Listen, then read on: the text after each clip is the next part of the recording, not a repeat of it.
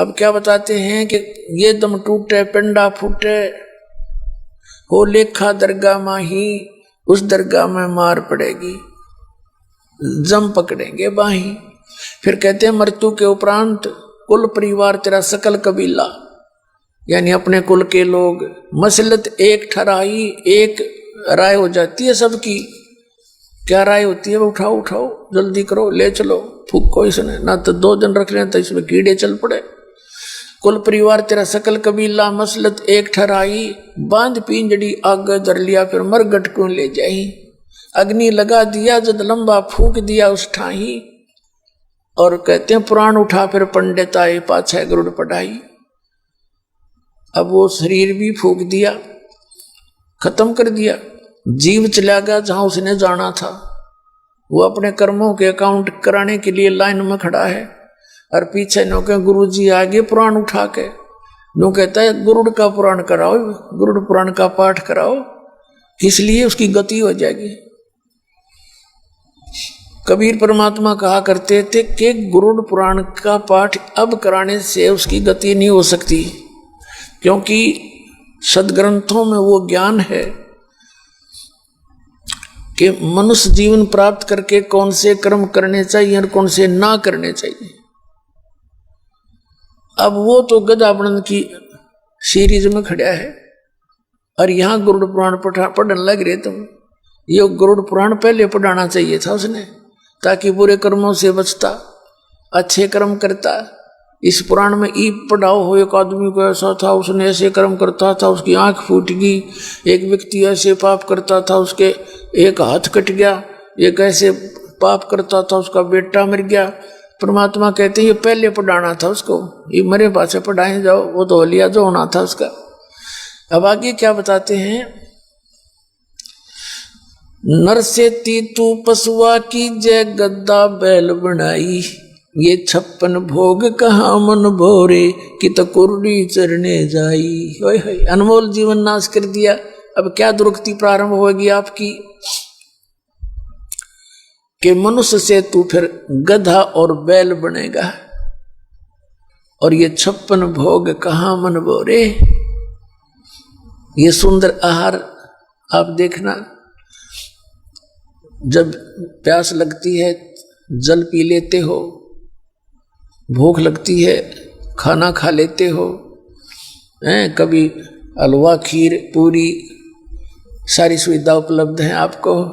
और एक भक्ति ना करने से, जो इसका मूल उद्देश्य था मनुष्य जीवन का, उसके बाद बताते नर से तीतू पशुआ की जय गद्दा बैल बनाई, ये 56 भोग कहाँ मन भोरेगी, तो कुर्डी चरने जाई। पुण्यात्मा, जिस दिन आपका ये परमात्मा की वाणी खटकन लग जाएंगी कलेजे में, उस दिन समझ लेना आप भगत बन गए। लेकिन भगत तो जिस दिन नाम ले लिया, उस आ तो गए पंक्ति में, उस क्लास में प्रवेश हो गया आपका। अब भगत हम बढ़ावाएंगे ऐसे रेग मार मार मार के आपको ये ज्ञान सुना सुना के।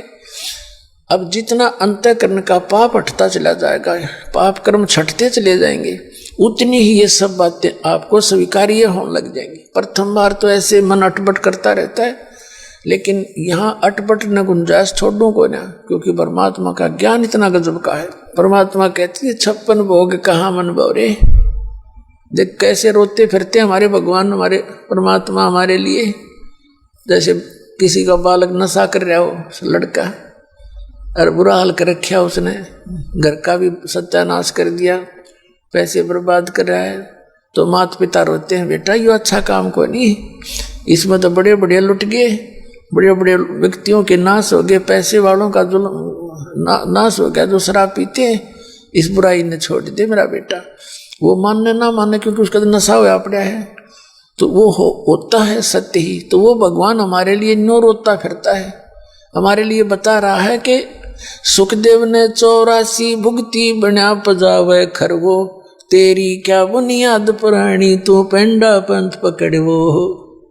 सुखदेव जैसे महर्षि ने भी 84 लाख योनियों का को भोगना पड़ा। जो साधना तुम कर रहे हो, जिसको तुम भगवान मान के, जिनको तुम देवता मान के, और जिन मंत्रों के तुम जाप करते हो, वही सुखदेव जैसे ऋषि किया करते थे। और सुखदेव जैसे ऋषि भी गधे बने, और तेरी क्या बुनियाद प्राणी, तू पेंडा पंथ पकड़े तू वो रास्ता पकड़े जिससे जन्म मरण मिटे।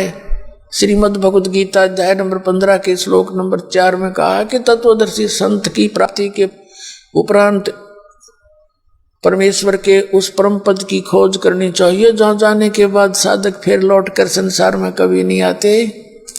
और गीता ज्ञानदाता अपनी स्थिति बताता दूसरे अध्याय के 12वें श्लोक में, चौथे अध्याय के 5 और 9 श्लोक में, 10वें अध्याय के दूसरे श्लोक में, अर्जुन तेरे और मेरे बहुत जन्म हो चुके हैं और तू नहीं जानता मैं जानता हूं। तो पुण्यात्माओं, हम श्री कृष्ण ने सुप्रीम पावर मान रहे थे, जबकि ये गीता ज्ञानदाता ब्रह्म है जो श्री कृष्ण में बोल रहा था। और ये जो थोड़ा सा ज्यादा चतुर समझते थे अपने आप को, वो कहते थे ब्रह्म साधना ही सर्वश्रेष्ठ है। ब्रह्म कहता है उस परमात्मा की भक्ति करो, कोई और भगवान है उसके लिए तत्वदर्शी संत बताओगे, उनकी शरण में जाओ। तो वो तत्वदर्शी संत आपको मिल गया, ये दास बैठे, मानियो चाहे कोई ना मानियो। और आपको मनुष्य जन्म अरिया बिचली पीढ़ी पुण्यात्माओं, धन्य आपके माता पिता जिनसे जन्म हुआ। आप जैसा पुण्यकर्मी प्राणी विश्व में नहीं है जिनको यू नाम मिल गया और ये बरवाला स्थान मिल गया, ये सत्कर्म मान लेना। अब क्या बताते हैं कि सुखदेव ने 84 भुगती बिना पजावे खरवो, और तेरी क्या बुनियाद प्राणी, तू पेंडा पंथ पकड़ो। अब क्या बताते हैं कि प्रेत छला पर जा बराजे पितरों पेंड बराई, बोर श्राद्ध खान कुआई काग वही कलमाई। अरे तेरा गजब भाई। अब ये हमारे धर्मगुरु कहां से गति कराने लगे थे। व्यक्ति की मृत्यु होती है, मृत्यु होने के बाद उसको सवा कर देते हैं, जैसे हिंदू धर्म के अंदर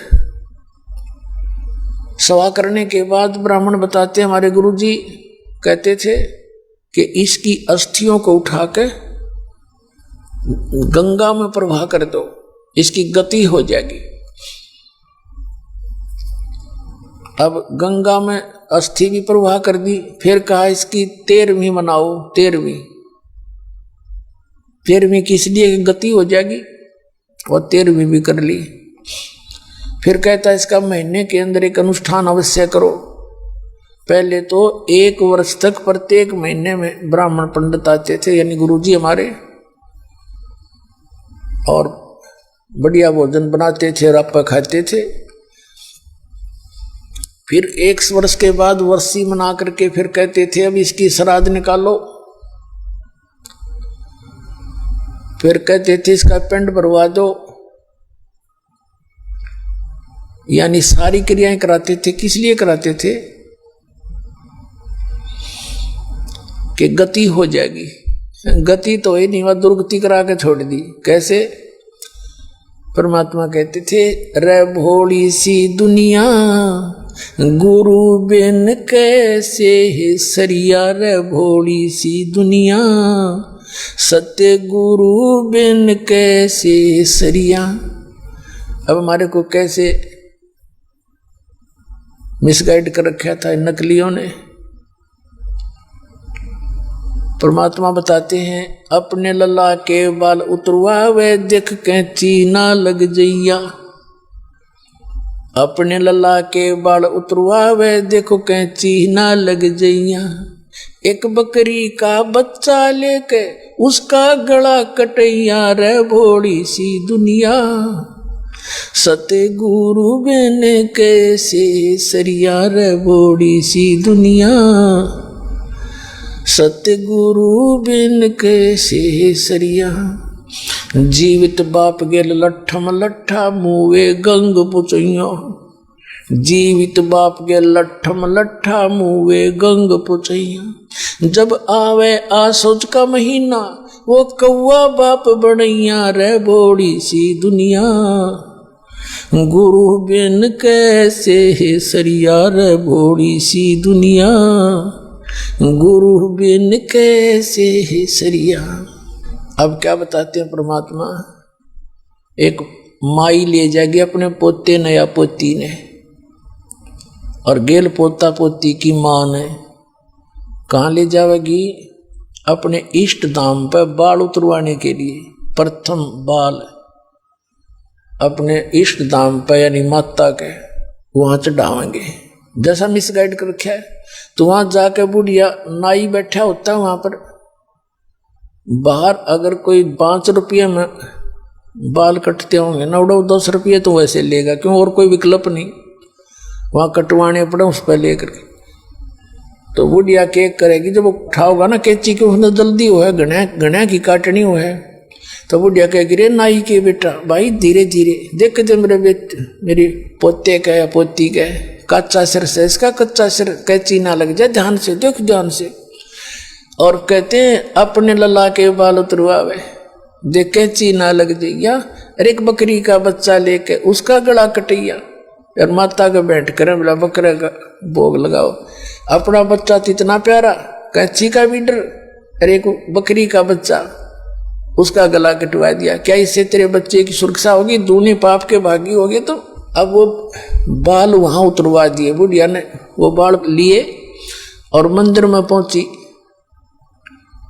जाके मंदिर में इतने बाल, 4 बूंदी के दाने रूप पर थोड़ा सा पानी घेर के बात आएगी, और वो पुजारी उन बाला ने ठा के कट्टे में ठोक दे और सांझ ने कुरडिया पे फेंक दे रात ने, और उनसे बैंक में जमा कराओगा उनको, कुरडिया फेंकने उसने बाहर अड़ंगे में।